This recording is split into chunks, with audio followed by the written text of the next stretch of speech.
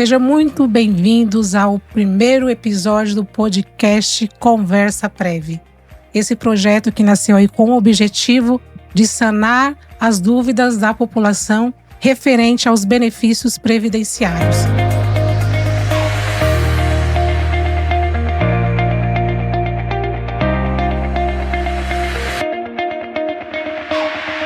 Meu nome é Jocilene Barão, sou gestora do escritório Barão e Oliveira Sociedade de Advogados e com muita alegria hoje damos início a esse projeto. E para dar início a esse projeto, nada melhor convidar os sócios do escritório Barão e Oliveira Sociedade de Advogados, Dr. Fábio Barão. Seja muito bem-vindo, doutor. Obrigado. Dr. Ricardo. Olá, muito obrigado. Seja muito bem-vindo também. Hoje o tema escolhido, eu trouxe bastante pergunta, viu? Muitas perguntas as dúvidas mais comuns aí do segurado, da população. Então, hoje o tema escolhido foi benefícios por incapacidade. Mas antes de entrarmos aí no tema, gostaria que vocês se apresentassem, falassem um pouquinho da história de vocês. Pode conversar aí pelo Dr. Ricardo. Claro. Primeiramente, muito obrigado pela oportunidade de estar aqui presente nesse podcast. É uma alegria poder compartilhar um pouquinho de conhecimento, de vivência prática junto à população, junto ao meu sócio, o Dr. Fábio, a você, Jocilene. Me apresentar brevemente aqui para vocês, também de casa. Eu sou o Ricardo, sou sócio do escritório Barão e Oliveira, tenho 31 anos de idade, sou formado pela Faculdade de Direito de São Bernardo do Campo, que fica na região do ABC, e durante a faculdade eu fiz estágio na área previdenciária e acabei seguindo na área previdenciária no decorrer da minha advocacia. Desde o ano de 2021, já venho buscando me especializar. É uma área assim, que me instiga bastante. Eu gosto muito de aprender, gosto muito de estudar, gosto muito de estar me atualizando. E estou aqui hoje graças a você, inclusive, Jocilene, né? Eu fui seu mentorado, você me deu os primeiros passos aí em relação à abertura do meu CNPJ. E aí fomos estreitando os laços, né? Conheci o Dr. Fábio e hoje estamos aqui juntos. É uma alegria imensa estar com vocês e será um dia bastante produtivo. Legal, doutor. Fico muito feliz aí com a sua participação, de fazer parte aí. E hoje trabalhamos juntos, né? Sim. Eu falo que a gente leva aí para os clientes não é só um benefício, né? Muitas vezes a dignidade, a esperança daqueles que mais necessitam. E como é bom, eu falo que é a gente trabalhar e ainda receber por isso, né? Com certeza. Sim. Isso é muito bom. Doutor Fábio, conte um pouquinho da sua história. Bom, primeiro, a exemplo do Dr. Ricardo, também é uma grande felicidade poder estar aqui, uma oportunidade única, né, de participar desse podcast, desse projeto que se inicia hoje, nesse primeiro episódio, né, de muitos que virão aí, da Conversa Prev. Poder esclarecer as dúvidas, né, os anseios aí da população que precisa, né, principalmente a população de mais baixa renda, né, principalmente dos benefícios previdenciários, que dependem disso até para sobreviver, né. Bom, eu sou advogado já há quase 20 anos e tive uma sociedade, minha primeira sociedade de advogados, onde eu fiquei 17 anos. No final do ano passado, eu saio dessa sociedade para um novo projeto. E na primeira, atuávamos ali no direito previdenciário, direito de família, direito trabalhista também, mas a maior demanda sempre foi direito previdenciário. E depois eu saio com esse novo projeto neste ano. Me uno, conheço o Dr. Ricardo, esse ser humano maravilhoso, profissional super competente. Digo mesmo, doutor. Obrigado. Conhecedor muito do direito previdenciário. E como nós já tínhamos essa expertise no outro escritório, né, do direito previdenciário, de que era realmente uma oportunidade de negócio muito boa, me junto com o Dr. Ricardo, para podermos então iniciar esse projeto, a Barão e Oliveira, Sociedade de Advogados, e aí com foco exclusivamente no direito previdenciário. Então, nós somos uma advocacia especializada no direito previdenciário e nessa nova empreitada, né, estamos iniciando, mas um início diferente, um início já com uma bagagem, graças a Deus, e tentando aí fazer o nosso melhor sempre para atender os nossos clientes E como você disse, Juscelene, essa questão do propósito, né? Do direito previdenciário, ele traz essa possibilidade não só de ser um negócio, né? De ser aquilo que nós vivemos, que traz ali o sustento para nossas famílias, mas também a alegria, né? Dessa responsabilidade social que nós temos de trazer dignidade para aquelas pessoas que, às vezes, por receber apenas um benefício de um salário mínimo, já traz dignidade, porque ela não passa a não depender mais de ninguém, né? Mesmo sendo um valor ainda muito baixo para a realidade brasileira, né? Mas, para algumas pessoas, perto do que estavam vivendo antes do benefício, é algo realmente que muda a vida. E isso é muito gratificante. Então, esse é o nosso propósito. Bacana, doutor. Antes da continuidade aqui com algumas perguntinhas, algumas dúvidas, né? Relacionadas aos benefícios por incapacidade, tem algo que eu gostaria de perguntar para vocês. Vocês podem ficar bem à vontade de responder. A ordem aí vocês decidem.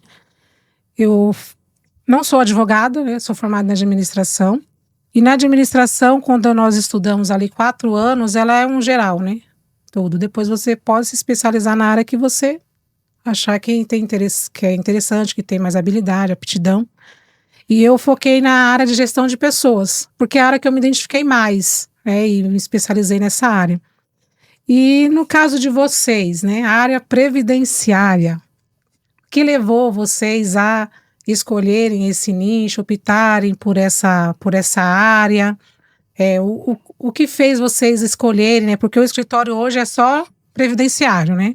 Atuamos só na área previdenciária, temos algumas parcerias em outras áreas, mas a especialização do escritório é previdenciária. E o que levou vocês a seguirem nessa área? O que chamou mais atenção? O que faz, assim, o que motiva seguir nessa área?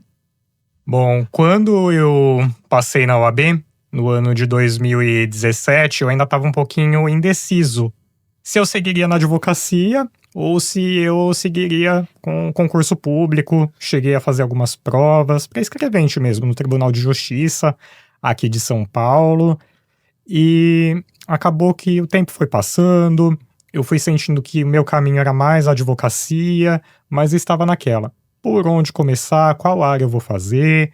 Eu já tinha uma experiência em direito previdenciário de um escritório que eu trabalhei durante a faculdade, mas o que me motivou a seguir mesmo foi que, começando a advogar, os primeiros clientes que surgiram para mim foram justamente em direito previdenciário.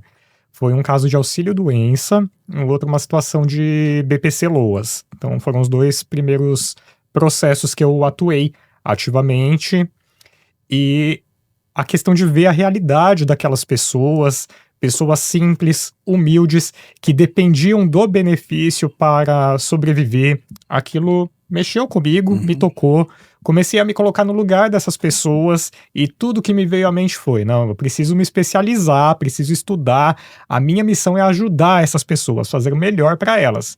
Foi aí que eu decidi seguir no direito previdenciário e nunca mais parei, busquei fazer a pós-graduação, estou aqui até hoje. Isso aí. O direito, na verdade, nunca foi minha primeira opção, né? Então, falando assim da escolha, como a Ju colocou, quando eu era criança, adolescente, pensei em seguir várias profissões, né? Medicina, inclusive, eu sempre falava quando era criança, depois ator, cantor, cientista, né? Mas quando chegou no momento ali de fazer o vestibular, né, na idade ali, um amigo meu me propôs fazer direito, mas ele me trouxe justamente, doutor, a questão do concurso público. Ele encheu meus olhos, que ele conhecia uma experiência lá de alguém, nem lembro, que era concursado, que a jornada era diferente, acho que era delegado, se eu não me engano, até o concurso. E eu entrei no direito mesmo pensando dessa forma, né? A faculdade de direito. Passei, nós 2 fizemos o vestibular, meu amigo e eu. Eu passei, ele não, olha só. Ele me levou pra lá e ele não foi, né? Me deixou lá sozinho. Interessante, né? Muito. Bom, aí entrei desde o primeiro ano, a gente já se apaixonou pelo direito, o direito realmente é apaixonante, e continuamos ali nessa caminhada. E hoje, indo para essa linha do direito previdenciário, primeiro, acho que são 2 situações. Primeiro, o que o doutor Ricardo coloca aqui, que acho que é a questão do propósito, porque é isso que motiva, né? E o resultado que traz no direito e você verificar que você conseguiu, como eu disse inicialmente, né, trazer dignidade, porque é isso que traz o benefício, né? Mudar a vida de uma pessoa ali que teve o benefício negado pelo INSS, nós vamos falar daqui a pouco que o INSS, infelizmente, comete muitos erros, muitas injustiças, né? É por isso que existem dezenas de milhares de ações previdenciárias, porque infelizmente no INSS, não sei o motivo, se é demanda, alta demanda, pouco funciona, enfim, mas erra muito, né? E é preciso, então, atuar dessa forma, com esse propósito, para trazer esse direito. E esse é o primeiro ponto. O segundo é, do ponto de vista estratégico, né? Empresarial. Claro que no direito existem muitos nichos altamente lucrativos, né?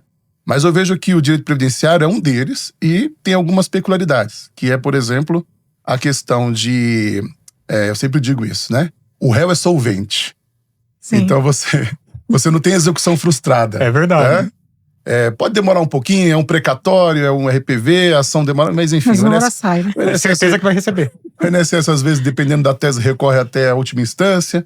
Mas, assim, quando chega o direito, quando transita em julgado, quando a fase de liquidação, homologa-se os cálculos e expede, né, o tão esperado RPV ou precatório, é certeza, ainda, além de ser uma verba alimentar que tem prioridade nos demais precatórios. Ou seja, o réu é solvente, a execução não há como ser frustrada, pelo menos até hoje, né? Só se mudar algo na nossa economia, né? Mas até hoje houve alguns pequenos problemas nos últimos anos aí de precatórios, mas foram pagos e estão, né, aí em dia. Eu costumo também dizer que você não tem problema com citação, porque o réu está em um local certo e sabido. Sim. Que você tem muito, por exemplo, fazendo uma comparação com o direito do trabalho, né? Às vezes a empresa que está sendo citada, ela se oculta, um processo civil mesmo, um divórcio, enfim, né? Existe essa... Não estou aqui falando mal dos outros nichos, mas tem esses desafios, que eu também já atuei nessa área, e é um desafio a questão da execução, né, do recebimento, propriamente dito, né, do valor, e também a da citação, né? Enfim, nós temos essa previsibilidade maior do direito previdenciário. E os honorários costumam ter um ticket médio interessante, bem legal, que uma advocacia previdenciária pode ter um desempenho muito bom, né? Então, são esses dois motivos, Ju, que me trazem para o direito previdenciário. Que bom, vamos lá. E existem vários benefícios previdenciários, né? E o objetivo é a gente, em cada episódio, trabalhar porque não tem como a gente ficar falando um pouquinho de cada. E o tema escolhido hoje foi benefícios por incapacidade. Por que esse tema? Porque no nosso meio, né, de família, amigos, até os nossos seguidores, nosso público, nós identificamos que existem muitas dúvidas em relação aos benefícios por incapacidade. A primeira dúvida que que eu anotei aqui, a pergunta que nós precisamos entender: quais são os benefícios por incapacidade, doutor? Bom, são 3 os benefícios por incapacidade. Famoso auxílio-doença, aposentadoria por invalidez e o auxílio-acidente. Aqui eu vou abrir um parênteses para o auxílio-doença e a aposentadoria por invalidez. Nós conhecemos esses benefícios popularmente por esses nomes. No entanto, nós tivemos uma reforma da Previdência no ano de 2019. E com essa reforma da Previdência, a nomenclatura desses benefícios mudou. É uma coisa que muitas pessoas ainda não têm conhecimento. O auxílio-doença, agora, ele é chamado de auxílio por incapacidade temporária. E a aposentadoria por invalidez, agora é a aposentadoria por incapacidade permanente. Aqui cabe dizer que, em que pese a mudança do nome, ou seja, mesmo tendo essa nova nomenclatura, a essência dos benefícios continua a mesma. Então foi unicamente uma questão conceitual. Porque quando a gente fala de auxílio-doença, hoje auxílio por incapacidade temporária, o próprio nome já diz, a pessoa fica afastada temporariamente. Ela não pode trabalhar temporariamente. Já na aposentadoria por invalidez, uma aposentadoria por incapacidade permanente. Permanente quer dizer não há previsão de quando a pessoa vai recuperar a capacidade laborativa. Então, a mudança de nome foi justamente por conta desse ponto mais conceitual. Acredito que também houve uma correção aí de conceitual, doutor. Doutor, até me corrija se eu estiver errado, da palavra doença, né? O auxílio doença. Exato. Porque o benefício, esse benefício chamado, outrora chamado auxílio doença, sim, ele não trazia uma assistência, né? Vamos dizer assim, ele não assegurava quem tinha uma doença. Nunca assegurou quem tem uma doença. Exato. Ele assegura quem tem uma incapacidade. Então era errado dizer isso, porque não quer dizer que uma doença, necessariamente quem tem uma doença tem uma incapacidade. Muitas vezes a doença não incapacita. Sim. Então era incorreto dizer, porque senão seria um benefício para qualquer doença, mesmo que não incapacitasse. Por isso que houve essa correção de nomenclatura. Do ponto de vista conceitual, ela fica mais justa, né? Porque aí fica auxílio por incapacidade, né? Exato. E não mais por doença. Exato. Não é a doença que vai determinar o direito ao benefício, mas sim a incapacidade para o trabalho. Muitas pessoas podem ter doenças, mas ainda assim conseguir trabalhar normalmente. Então, não estamos dizendo da doença propriamente dita, mas da impossibilidade de trabalhar. Incapacidade, né? Isso, incapacidade. Faz sentido, porque de fato, a minha filha, ela faz tratamento dermatológico. É uma doença que é crônica, sim, mas isso não vai incapacitá-la para o trabalho, para as atividades no futuro, né? Exato. Certo. Então são 3, auxílio-doença, que seria benefício... Auxílio por incapacidade temporária. Isso. Auxílio... Aposentadoria por invalidez, hoje aposentadoria por incapacidade permanente. Certo. E o outro é auxílio-acidente. Auxílio-acidente. Isso. Há muita confusão, né? Sim. É bem comum. E só um recorte sobre o auxílio-acidente. A gente estava falando aqui da questão da incapacidade. O auxílio-acidente ele tem uma peculiaridade. A gente ainda não falou dele, então eu vou introduzir brevemente. Quando a gente fala do auxílio-acidente, não estamos falando da incapacidade propriamente dita, mas de uma redução da capacidade para o trabalho. Ou seja, a pessoa sofre um acidente, ficou com alguma sequela, ela ainda pode trabalhar. No entanto, essa sequela reduz a capacidade de trabalho. Ela ainda pode trabalhar normalmente, mas já não tem a mesma capacidade que ela tinha antes do acidente propriamente dito. Eu acredito que o legislador, ele perdeu a oportunidade de corrigir o termo auxílio-acidente também. Ah, é? Porque se corrigir o auxílio-doença, que não prevê benefício para quem tem doença, o auxílio-acidente também.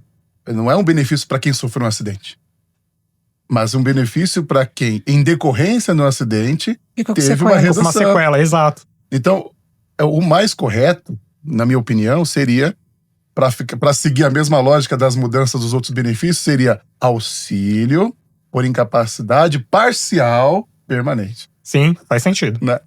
Ficaria mais completo. Certo. E por que a palavra incapacidade assusta tanto? As pessoas acham, quando vem essa palavra incapacidade, há uma confusão que as pessoas acham que é invalidez. O que vocês acham disso, essa palavra incapacidade? É uma palavra que assusta porque automaticamente as pessoas associam incapaz com não consigo fazer nada, não posso fazer mais nada. Só que as pessoas precisam ter em mente que a incapacidade ela pode se dar, como nós falamos aqui, de forma temporária ou de forma permanente. De forma temporária, fato que a pessoa pode voltar a trabalhar em algum momento. E quando a gente fala da incapacidade permanente, aqui até é legal de deixar claro isso para as pessoas. O permanente não quer dizer definitivo. Permanente quer dizer que não tem previsão de quando a pessoa vai conseguir voltar a trabalhar. Ou seja, eu não posso dizer que uma aposentadoria por incapacidade permanente é definitiva. E se lá na frente mudam as condições da pessoa, se a pessoa recupera a capacidade para o trabalho, o que acontece é que no momento da concessão da aposentadoria, no momento que a pessoa começa a receber essa aposentadoria por incapacidade permanente, o médico, o perito, ele não tem previsão de que a pessoa vai ter alta. É basicamente isso, mas não quer dizer que é algo definitivo. Nós, como advogados, não podemos dizer que é algo definitivo também. Então, eu acredito que as pessoas assustam muito com esse conceito de incapacidade, porque elas já pensam que vão ficar inválidas pro resto da vida, só que não é bem essa a realidade, né? Varia muito, são casos e casos, tem que analisar cada situação. Certo, vocês já falaram um pouquinho, eu gostaria que vocês falassem um pouquinho mais.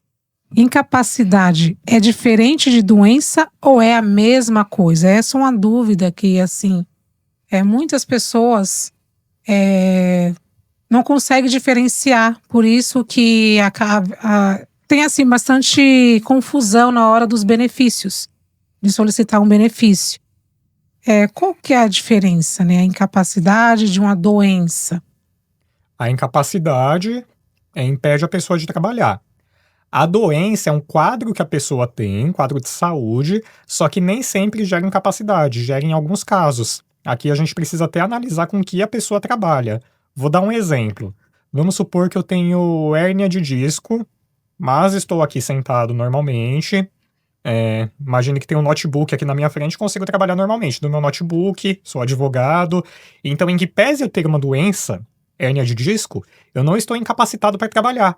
Porque a função que eu exerço, trabalho o dia todo sentado aqui, consigo digitar, faço isso da melhor maneira possível, eu não tô incapacitado para o trabalho.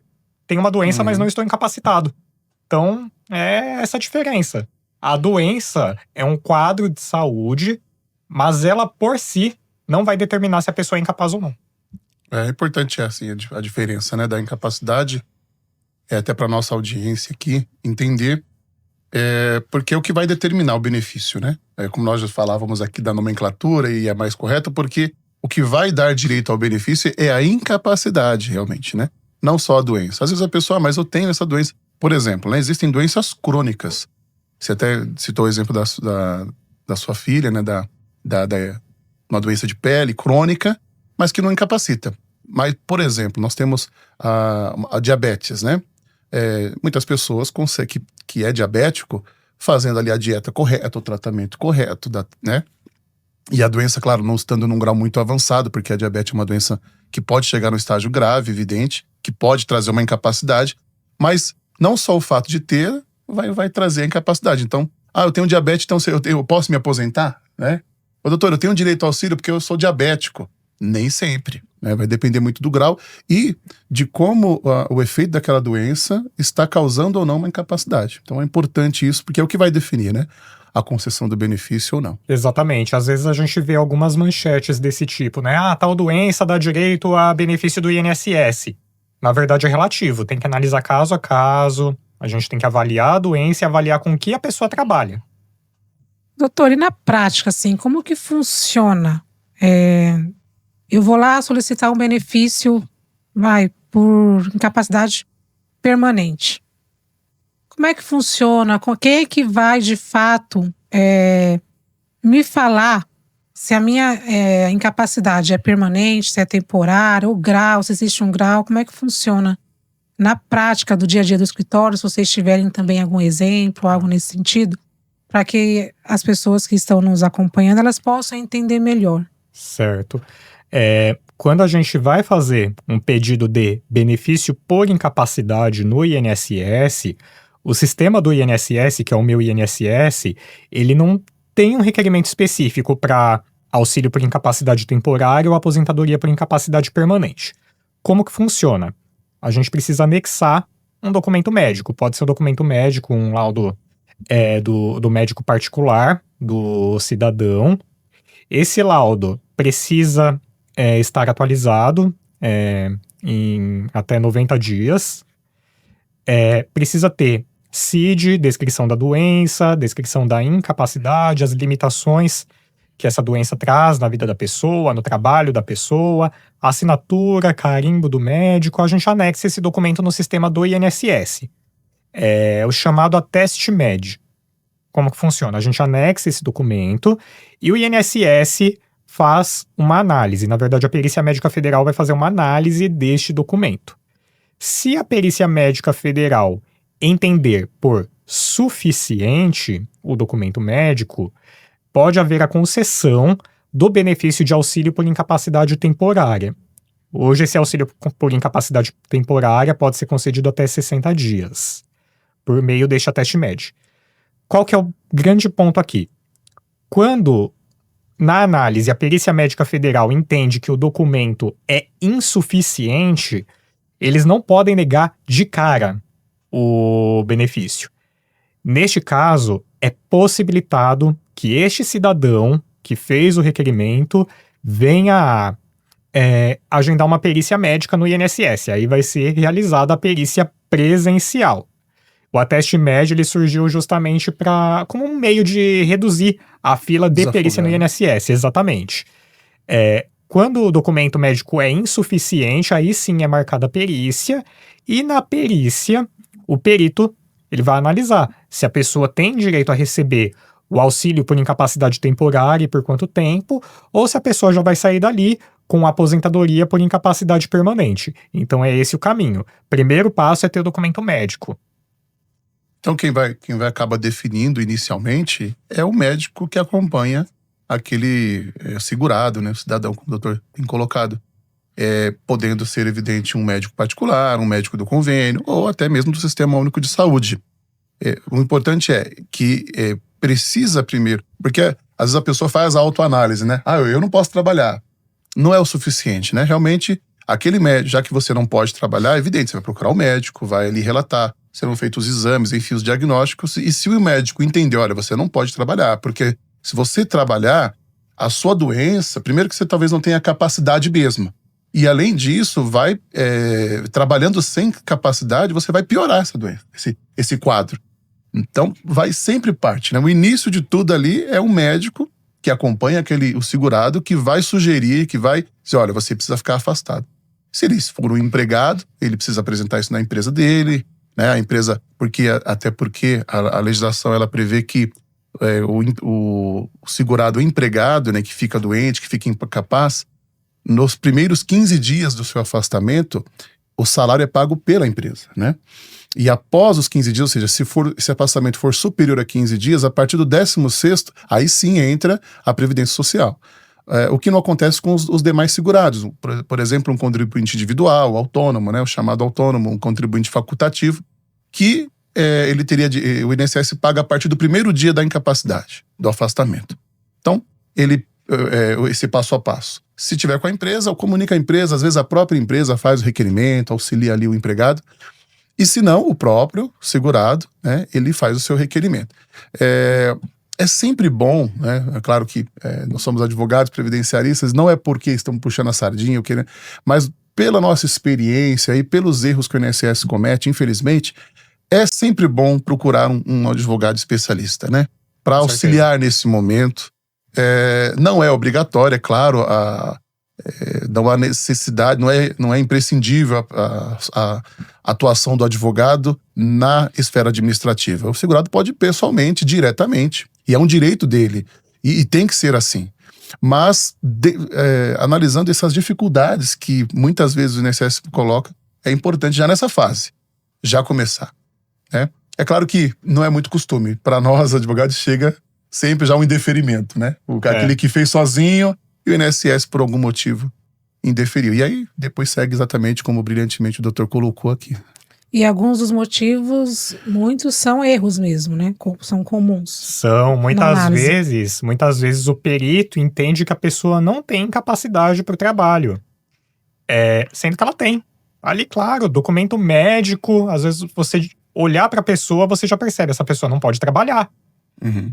Nesses casos, quando há negativa do INSS, a gente precisa levar para via judicial. A grande maioria dos casos de negativas de benefícios por incapacidade, quando o perito entende que não há incapacidade para o trabalho, a gente precisa entrar com uma ação na justiça.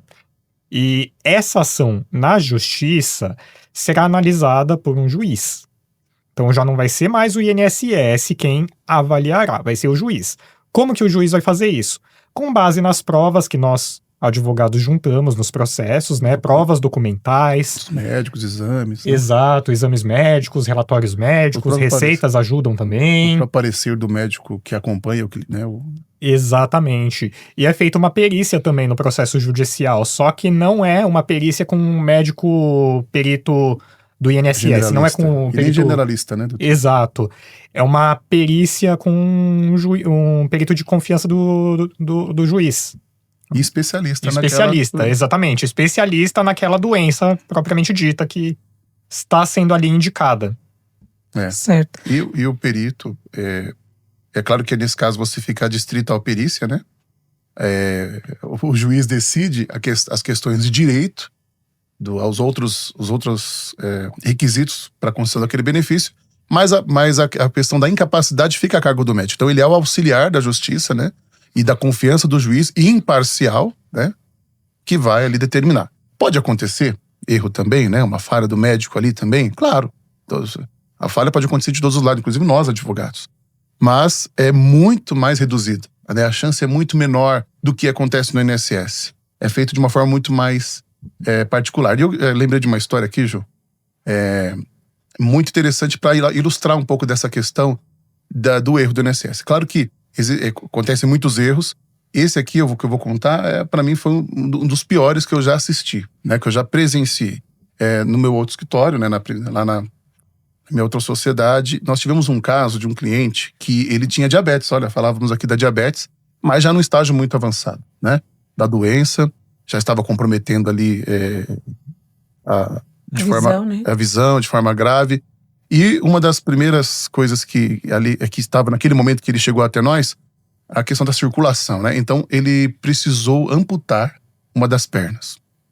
E não lembro se é a perna direita ou a esquerda, mas eu acho que, se eu não me engano, era esquerda. Enfim, de qualquer forma, nesse caso não faria muita diferença. E a profissão dele, por que não faria muita diferença? Ele era motorista de ônibus. Nossa. Motorista de ônibus. Nossa. Sem perna pra dirigir? Como é que vai dirigir? Ele recém-amputado, fez a perícia e, assim, de forma absurda, o perito indeferiu e entendeu que ele estava apto e capaz para o trabalho. Capaz. Mas de repente você pode usar uma prótese, né? Tem pessoas que têm prótese aí que têm uma vida normal. Claro, a gente sabe disso. Tem atletas, né, paraolímpicos que praticam os esportes com prótese. Mas, para chegar nesse estágio, há um tempo de adaptação muito longo. E ele tinha, como eu disse, era recém-amputado. Chegou até nós esse absurdo. E olha só, até uma coisa muito rara na justiça. O juiz, no que nós entramos, mostramos, né, enfim, fotos, todo o diagnóstico, a cirurgia e tudo mais da amputação. O juiz, sem perícia médica, concedeu a liminar, a tutela antecipada, já para conceder o benefício. Isso não acontece porque na justiça, normalmente, o juiz aguarda a perícia. O juiz não tem elementos realmente para dizer que aquela pessoa é incapaz ou não é só com os documentos. Ele não é o técnico para isso. Mas nesse caso especificamente, o absurdo foi tamanho, né? Uma questão de lógica. Óbvio que uma pessoa recém-amputada não conseguiria dirigir um ônibus, né? E o juiz, ele deu a liminar. Então, assim, esse exemplo retrata os absurdos que acontecem. Tem outros absurdos, né? Enfim, e por isso é importante, por isso que eu falei desde o início o advogado, porque ele vai costurar isso, não que ele já vai conseguir até o benefício na Previdência muitas vezes, mas ele preparou para chegar na justiça onde a análise é muito mais ampla, né? Sim, exatamente. E quando vocês já falaram aí que existem o requerimento administrativo, que é diretamente no INSS. Isso. Após, por algum motivo, acredito que uma porcentagem alta é negado, vamos para a justiça. Quando se fala em requerimento administrativo, nós falamos de perícia. Todos os requerimentos é necessário ter perícia ou existe algum que já é concedido sem perícia? Como é que funciona essa questão da perícia? Então, tem justamente a questão do Ateste-Med, que visa a redução das perícias no INSS. A gente tinha uma fila de perícias muito grande, né? Pessoas para fazerem perícia, na verdade. A fila estava muito grande, ainda não sei quantificar quanto que está hoje. Ainda é grande. Ainda é grande, né? Mas, enfim, o Ateste-Med ele veio justamente para suprir este ponto. Você vai juntar o documento médico. Se a perícia médica federal entender que o documento médico por si já é suficiente, ali já há a concessão do benefício por incapacidade, aqui no caso um auxílio por incapacidade temporária, sem a perícia. Vou dar um exemplo simples aqui. Vamos supor que a pessoa tem um atestado médico, médico particular mesmo. O médico coloca ali claramente que a pessoa precisa ficar afastada por 30 dias. A pessoa junta esse documento no INSS, né, pela via do Ateste Med, e aí o perito médico federal avalia o quadro de saúde da pessoa, vê o que está escrito ali no documento, o que está indicado pelo médico, e já tem ali o período de afastamento, 30 dias. Pode acontecer dele simplesmente já conceder ali o benefício de auxílio por incapacidade temporária, né, auxílio doença, por 30 dias. A pessoa não precisou passar por perícia aqui. A perícia vai acontecer quando o perito médico federal entender que aquele documento médico que foi juntado no INSS é insuficiente. Ou seja, eles não podem negar de cara se o benefício for insuficiente. Aí sim precisa acontecer a perícia. Na verdade, é oportunizado que a pessoa venha marcar a perícia. Certo, mas assim, eu vejo no dia a dia é muito comum e é dúvida de muitas pessoas. Na verdade, não é dúvida, eles ficam indignados, né? Para o INSS, o que pesa mais? Um laudo de um médico particular ou do perito do INSS? Porque eu vejo, às vezes, muitas pessoas com laudos dos seus médicos particulares, até porque você tem que já levar algum documento. Sim. Com laudo lá, atestando que a pessoa está incapaz, que ela não tem condições para o trabalho. E quando chega na perícia, né, lá o perito do INSS, para ele, a pessoa é capaz. E fica nessa, né, um médico, ele incapacitou a pessoa, chega lá no INSS e a pessoa tá bem, né? Como é que funciona? Como é que no dia a dia, o que pesa mais na decisão, né, do requerimento ser deferido ou indeferido? Eles vão levar mais em consideração o do perito do INSS? Por conta de hierarquia, sim. O que é levado mais em consideração é o do perito do INSS. Daí a importância de, ainda no pedido administrativo, ainda ali no momento da juntada dos documentos, instruir o pedido da melhor maneira possível, juntar os documentos médicos, se possível fazer um requerimento escrito também, indicando a doença, a limitação que essa doença traz na vida da pessoa, justamente por conta que pode, de fato, surgir essa negativa administrativa. E aí, entendimento geral é que prevalece a hierarquia e o laudo do perito do INSS teria como que eu posso dizer, uma prioridade. Como que a gente vai rebater isso? Na justiça. Por isso que é importante buscar instruir o processo muito bem desde o começo, porque aí, na justiça, nós, né, buscaremos rebater aquele laudo do INSS que muitas vezes vem completamente errado. Pelo Ateste Med, nós vemos que o perito, ele segue estritamente, o perito do INSS, a análise do médico particular, do médico que acompanha o segurado, porque ele vai conceder exclusivamente pelo aquele documento médico. Ou seja, ele vai olhar para aquele atestado e confiar que aquela análise daquele médico foi correta. Claro que ele como médico também, vai analisar ali se está coerente, né, aquele laudo com a situação fática e tudo mais. Mas quando ele concede só com o documento, a gente percebeu ali que nesse caso ele seguiu, porque ele não tinha outros elementos. O que acontece de contrariar, né, tutor, é quando ele realmente, isso aqui não é suficiente, peraí, na análise dele ele entendeu não suficiente aquele documento, mesmo que o médico está ali dizendo, você precisa ficar afastado por 6 meses. Ele não nega, como o doutor disse, não pode negar, mas ele vai oportunizar, ele vai determinar que seja então agendada uma perícia presencial.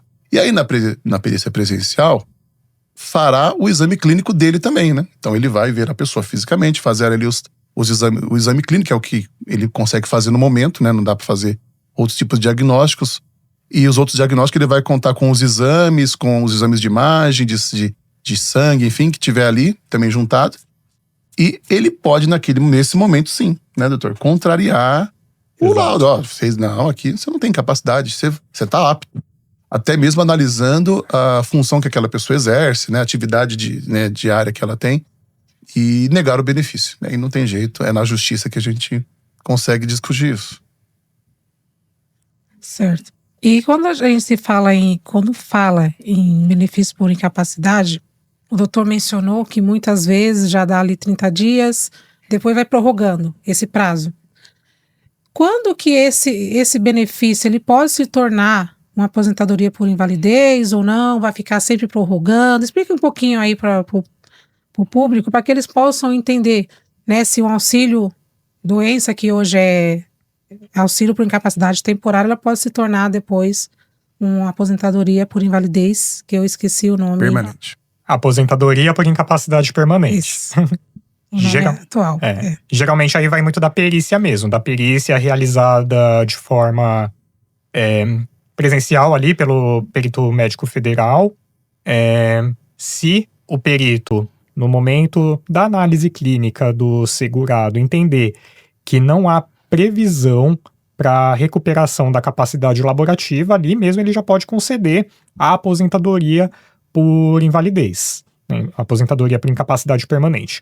O que nós mais vemos na prática acontecer, não é regra definitiva, é o que nós mais vemos na prática. Geralmente, a aposentadoria por incapacidade permanente se dá na via judicial. Então, a concessão ou conversão, né, do auxílio-doença em aposentadoria por invalidez acaba sendo, na maioria dos casos, na via judicial, com a análise do juiz. É muito raro, realmente, essa conversão, né, administrativa pelo próprio INSS. É mais comum a concessão direta, porque aqueles casos que chegam bem graves, né, da pessoa que por alguma situação aí de doença ou até de acidente, já ficaram inválidas ali naquele primeiro momento, aí sim. Mas converter um auxílio-doença numa aposentadoria é muito raro, né, para o INSS fazer. A gente tem, pode acontecer, claro, né, presenciamos alguns casos, mas não é muito comum, não. E quando acontece, existe algum risco? O pessoal tem essa dúvida, né? Esse receio. Existe o risco de retornar a ser um auxílio por incapacidade permanente ou não? Já concedeu, já não tem como voltar? Pode acontecer. Pode? Justamente porque a aposentadoria por incapacidade permanente ela não é definitiva. Simplesmente não há previsão da possibilidade de retorno da pessoa ao trabalho ali naquele momento em que o perito está analisando. Mas não quer dizer que as condições não possam mudar. Por isso que a gente sempre orienta quem recebe benefício por incapacidade, seja qual for, guarde os documentos médicos, tenha uma pastinha em casa, passe regularmente também, né, consulta, continue o tratamento. É muito importante porque isso pode fazer a diferença lá na frente. Eu nunca vi, acho que juridicamente não seria impossível, né, doutora, a questão da retroação de uma aposentadoria para um auxílio-doença, assim, mas essa conversão inversa, né? Nunca vi. Juridicamente eu não entendo. Juridicamente não é impossível. Não entendo impossível, mas não é comum. O que acontece normalmente é a cessação mesmo. A cessação do auxílio da aposentadoria por incapacidade permanente, porque ela, o que o doutor disse, ela não é definitiva. Então, em algum momento, aquela pessoa se recuperou a capacidade, né? E aí, a critério do médico do INSS, do perito do INSS, onde o INSS, de tempos em tempos, ele faz essa revisão. Ele chama essas pessoas que têm, convoca, né? Essas pessoas que são aposentadas por invalidez, vamos dizer assim, para essa revisão, se realmente ela continua ou não incapaz. E aí são duas situações. Ou ela recuperou a capacidade realmente, ou até mesmo a medicina, nos avanços tecnológicos da medicina que vemos aí anualmente, descobriu-se a cura para aquilo que naquele momento da perícia que concedeu era incurável, né?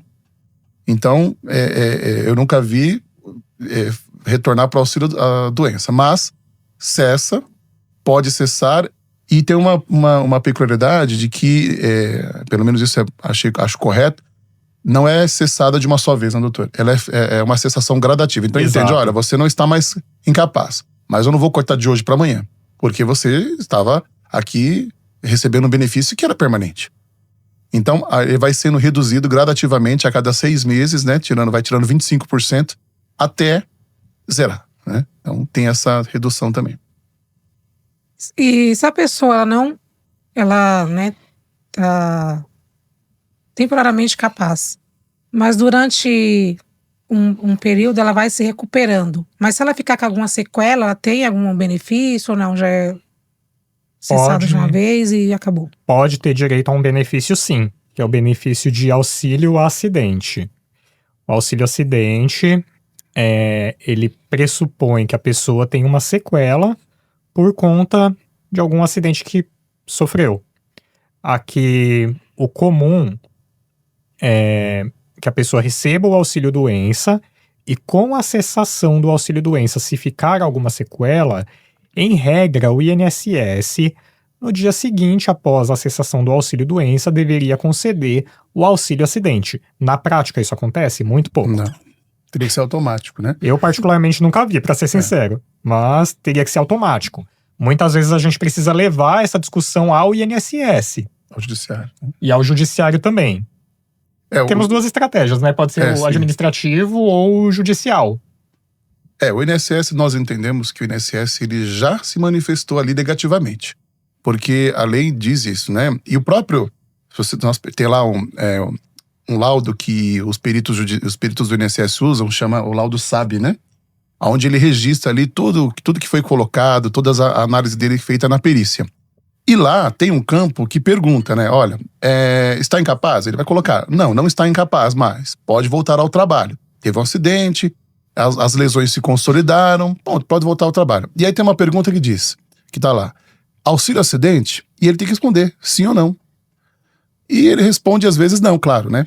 Mas nesse momento, se ele respondeu não, no nosso entendimento é porque ele analisou.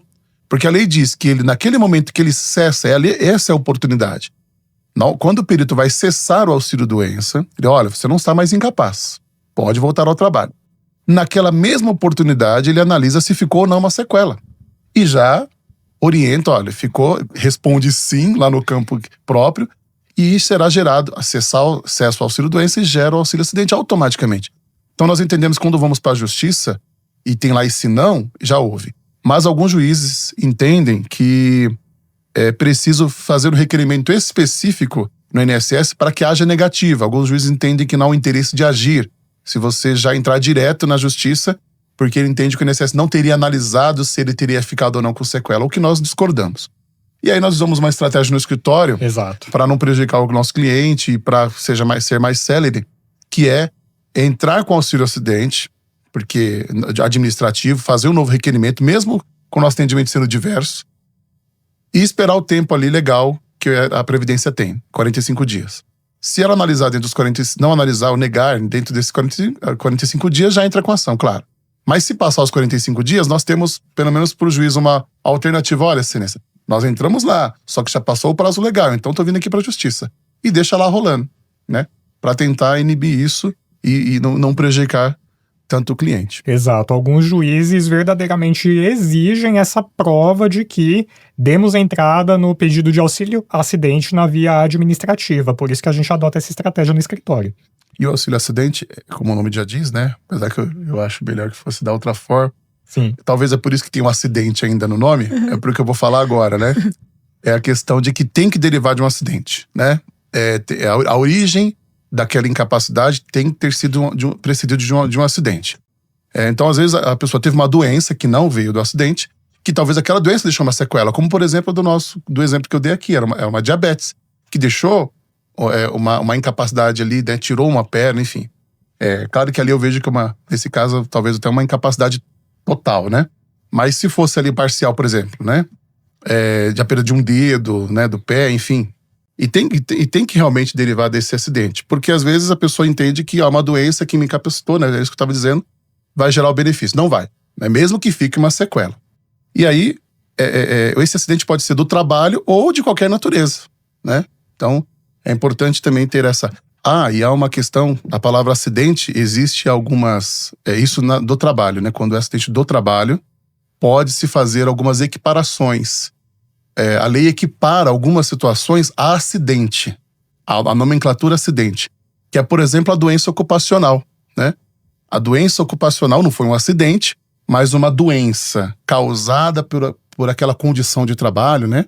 Ela depois que a pessoa, por exemplo, uma bursite, uma tendinite, enfim, que ela se afasta, tem um tratamento, volta ao trabalho, mas aquilo deixou uma limitação de movimento, por exemplo, ela vai ter direito também. Assim como, por exemplo, cirurgias, né? Que a cirurgia pode trazer uma mutilação ou uma sequela decorrente da cirurgia, por exemplo, também é considerado aí, por equiparação, um acidente. Por isso que é importante, né, um profissional especializado nessa área para auxiliar, né? Muitos vão tentar fazer sozinho, mas muitas vezes não sabem nem qual benefício vai requerer. A gente falou sobre incapacidade, aí já tem o auxílio acidente, que depois nós vamos marcar um podcast, dar continuidade nesse tema. Mas são muitas coisas que às vezes é um detalhe que diferencia, e nós como leigos, né, porque eu não sou especialista, não sou advogada, nós temos às vezes uma dificuldade de compreender. Por isso que é importante, né, você que nos acompanha, procurar um advogado especializado na área previdenciária que vai te auxiliar, sabe como que... Eu falo que os advogados previdenciários sabem como o INSS funciona, né, como ele pensa, como ele age. E muitas vezes até é surpreendido diariamente com cada... Nossa, aqui, como assim? Você nunca vi na minha vida? Foi o estagiário que fez. Uma coisa diferente, né? E eu vejo que vocês são bem ativos aí nessa área, né? Na área previdenciária, vocês têm aí levado informação à população aí através das redes sociais. Sim, exato. E aí vai em um período de 6 meses, já conseguiram aí alcançar o marco de 2.000 seguidores. Sim. E conta um pouquinho para nós como que é a atuação de vocês aí nas redes sociais. Vocês sempre estão levando esse assunto pro público, né, para os seguidores, sobre esse tema previdenciário. Como é que funciona para vocês? Nós temos o nosso Instagram, que hoje é nossa principal rede social. Isso. E justamente para buscar essa proximidade com o público, nós criamos, né, 2 personagens que volta e meia estão aparecendo, né, doutor? No nosso Instagram, Benício Benefício e Zefinha Segurada. Zefinha Segurada. Eles exatamente. sempre estão ali, como se pode dizer, a visão do povo, a visão dos nossos seguidores, como os seguidores entendem ou imaginam que funcionam os benefícios previdenciários. Geralmente a dona Zefinha tem alguma dúvida, o Benício traz alguma solução maluca, e aí legal. Entra um de nós para corrigir o Benício. Corrigir isso. A ideia é trazer leveza, né, na comunicação do direito, porque são muitas regras, muitos detalhes da Previdência, então foi até uma ideia da nossa CEO, né, a Juscelene, que aqui estamos falando, a criação, e toda a equipe abraçou a ideia. Eu entendo que é uma ideia até pioneira, né? Acho que a gente tá fazendo. Porque houve até um risco aí, né? De ser mal interpretado. Mas a gente tomou todo esse cuidado de seguir todas as normas da OAB e tudo mais, né? Mas assim, não deixando isso como uma coisa assim, irresponsável ali. Mas trazendo ali um humor, né? Sim. Uma situação que talvez claro que a gente dá uma exageradinha ali, o Vinícius exagera um pouco. Mas assim, trazendo esse humor para dentro para chamar a atenção daquele tema, a pessoa se identifica com a história. Talvez a explicação do Benício não é a melhor, mas a história que tá colocando ali naquela cena, as pessoas se identificam, né? E é uma dúvida de todo mundo. E aí depois vem, né, muito mais, o Dr. Ricardo participa mais ativamente, vem explicando, não, seu Benício, não é assim, é assim, assim, assim, assim. Então a pessoa sai informado de uma forma leve, bem-humorada. Então a gente tem dado certo, né? A gente vai ver. Sim, e é bem divertido também, né? Nós nos divertimos muito na hora de fazermos os conteúdos, desde o texto até as gravações. Tem sido uma experiência maravilhosa. Se pudesse fazer um vídeo com os erros de gravação, né? Nossa, dava um podcast. Dava. Podcast de 3 horas. É verdade. Legal. Interessante que a ideia surgiu de fazer algo assim, que seja de fácil compreensão, dia a dia, pessoas assim, um pouco mais humildes, né? Pessoas, 2 senhores mais humildes que estão ali tentando um benefício. E eu falo que o comportamento, o perfil dos personagens, eles foram surgindo através de cada gravação, né? O Benício com aquele ar que sabe tudo, a dona Zefinha ali querendo conter ele, porque ele é exagerado, que ele quer saber de tudo. Legal. Mas assim, Jô, é interessante também que, acho que é importante dizer isso, né? Que nós escolhemos esse perfil de personagem, não é, em momento algum, talvez, o nosso medo de ser mal interpretado, né? Para menorizar ali aquela classe mais humilde. Não, ao contrário, É a nossa forma de homenagear. Sim. Porque chega para nós, a maioria dos casos, em pessoas dessas que têm essa história. Sim. As pessoas, assim, de mais baixa renda, de baixa escolaridade, pessoas do interior, né, da roça, até, né, muitos benefícios que nós conseguimos, aposentadorias que aproveitam ali o tempo rural. Isso. Né, as pessoas de origem nordestina. Então, eu sou de origem nordestina, né, os meus pais são baianos, e eu vivo essa coisa do campo, né, da roça, do interior, matuto, né, e da inocência deles, né? Sim. E é uma forma de homenagear também e trazer para porque eles são os protagonistas aí. Exatamente. Vamos assistir um vídeo, passar para vocês acompanharem. Esse vídeo teve mais de 33 mil visualizações nas redes sociais do escritório. Então vamos acompanhar uma das, né? Das peripécias. Eu falo que é do dia a dia ali do Benício e da Zefinha, as dúvidas que eles têm, e eles vão sempre atrás do advogado, que na verdade a gente quer mostrar também que o pessoal é muito inteligente, Sim, né? Eles vão procurar ajuda daquele que entende, isso, né? A ideia do é justamente essa, né? Mostra que são matutos, mas no final, não, mas vamos ver com o advogado. Essa é a nossa orientação de sempre, né? É isso aí. Legal, vamos ver esse vídeo. Vamos lá ver. Vamos ver. Zefinha, olha a conversa do compadre João. Diz que vai se aposentar. O compadre tá com 50 anos e diz que vai se aposentar porque ele é pessoa com deficiência. Eu disse a ele, deixa de conversa, compadre. A aposentadoria é igual para todo mundo. Veja aqui, tem que esperar ficar velho, trabalhar e só depois, se tiver ainda vivo, você se aposenta. Já vem você com tanta besteira, né, Benício? Lembra aquele dia que você falou que a aposentadoria por invalidez e PCD era a mesma coisa? Todo mundo nega erro de tu. Eu me enganei um pouco, né? Mas que é diferente, Zefinha. Oxe, dessa vez, Zefinha, é diferente. Esse negócio de aposentadoria, de benefício especial, não existe. É igual para todo mundo. Eu não acredito em tua palavra. Vou ligar pro advogado porque ele é sabido e entende das coisas. Pois ligue. Oxe. Pois é, dona Zefinha, a aposentadoria para pessoas com deficiência é diferente sim. O INSS reconhece a dificuldade que as pessoas com deficiência enfrentam e dá condições especiais, menos tempo de contribuição, às vezes sem idade mínima e um cálculo mais vantajoso do benefício. Mas é preciso passar por perícia antes e apresentar os documentos que comprovem a condição. Não disse, Benício. Tu vive falando besteira. Eita, Zefinha, eu vou me aposentar desses pensamentos sem jeito. E você, já sabia dessas diferenças? Conta aqui nos comentários pra gente. Muito bacana esses vídeos, né? Muito bom. O Benício é uma figura, né? Não, e é interessante que traz, assim, situações que ele, na cabeça dele, ele sabe de tudo, né? E a Zefinha passa um aperto com ele, né? Perde a paciência com ele, né? Mas é legal. E o doutor vem, esclarece, mostra ali tudo. Sim. Essa é a proposta aí que a gente teve, né? E a gente entende que tá sendo bem legal. A gente quer difundir mais ainda, cada vez mais isso, né? Para que alcance o maior número de pessoas. Exato, difundir conhecimento, difundir informação. A gente entende que nosso dever também, enquanto advogados, é informar você que nos acompanha. E é justamente isso que nós fazemos, né? De forma leve. E bem-humorada. E bem-humorada, exatamente. Inclusive o Benício veio nos acompanhar aqui, ele veio com a gente. O Benício? O Benício veio. É sério? Ele pediu pra vir. Ele falou, eu quero prestigiar vocês nesse primeiro episódio. Ele não né? larga vocês, né? Você sabe que ele é insistente, amigo, né? Nosso amigo. Sim. É porque depois ele ia pagar o almoço pra nós também, né? Chama o Benício pra entrar, doutor. Convida o Benício. Ô, Benício. Chega aí, Benício. Ô, meus amigos! Que coisa! Olha ele aí. Benício, seja bem-vindo. Tudo bem, muito obrigado, doutora, doutores. Opa! Prazer. Cadê a Zefinha? Zefinha tá cozinhando, né, minha filha? Quando eu sair daqui, eu vou chegar virado de fome. Aí tem que ter comida pra mim. Oxi.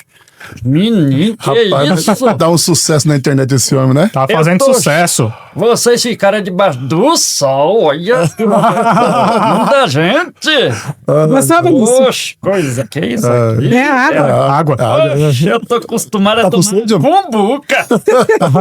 Eita coisa chique. Que prazer estar com vocês aqui. Você tá sempre acompanhando os doutores. É isso aí. Eu sempre tenho que dar umas orientações, né? Não pode deixar sozinho. Então a gente vai sempre ajeitando quando eles erram, porque eu sou entendido dos assuntos, né? Tem que orientar. Ô, Benício, mas é uma curiosidade minha, cara. Eu não te perguntei ainda, né? É a oportunidade aqui pra nossa audiência. Cara, onde é que você aprendeu tanto sobre direito previdenciário, rapaz? Meu filho, uma das coisas que isso eu tenho é o dom natural. Eu sou autodidata. E fiz uma formaçãozinha na Universidade do YouTube, né? Lá você adquire conhecimento arretado, é de tudo quanto é gente.